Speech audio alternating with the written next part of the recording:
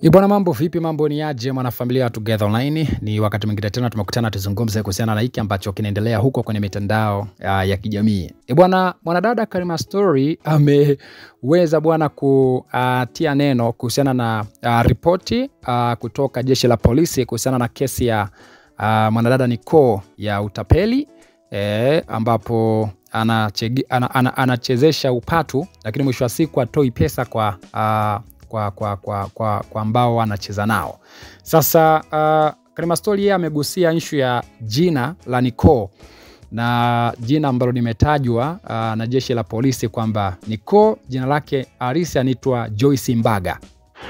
Tarehe 3 mwezi wa 3 mwaka huu wa 2025 lilimkamata mtu mmoja ambaye amefahamika kwa jina la Joyce Mbaga au maarufu kwa jina la Nicole kwa tuhuma za kujipatia pesa kwa njia ya udanganyifu. Sasa hapa Karima Story akaja akasema kwamba ila dada Joyce Mbaga wahi kuweka majina hewa, kwa sababu jeshi la polisi linasema kuwa Nicole anafungua magurupu lakini anatumia majina hewa, majina fake.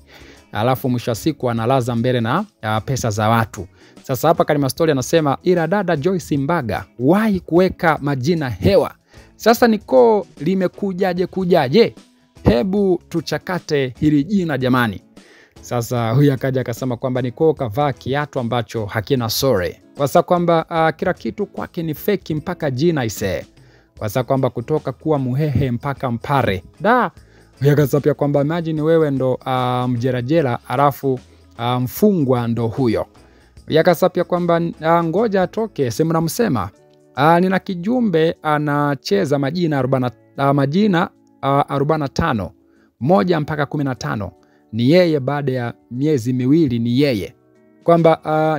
Kwamba yeye baada ya miezi miwili ni yeye. Tena katikati ni yeye.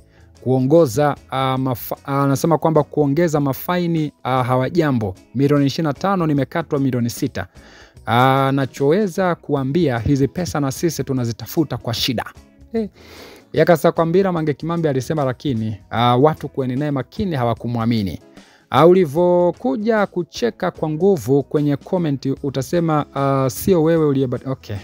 Yakasa kwamba vijumbe wengi jina la kwanza hadi la 10 yanakuaga kwamba yanakuwa yao. Mnachangia, anafanya mambo yake, baadaye analeta ubabaifu. Ila Mungu atujalie vipato. Haya mambo sio mazuri kabisa. So hapa anasema vijumbe wengi jina la kwanza hadi la 10 yanakuaga ni yao.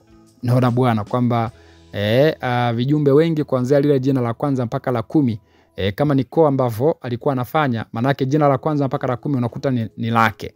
Ni yake yote hayo majina. So anachangiwa, baadaye anafanya mambo yake, alafu anakimbia na pesa. Kwa sababu kwamba nilikuwa najiuliza, mbona wengine wanapata pesa kiurahisi hivi? Kumbe ni matapeli aisee. Eti mimi pochi yangu huwa haikosi milioni 5 au milioni 10, kumbe zote za wizi.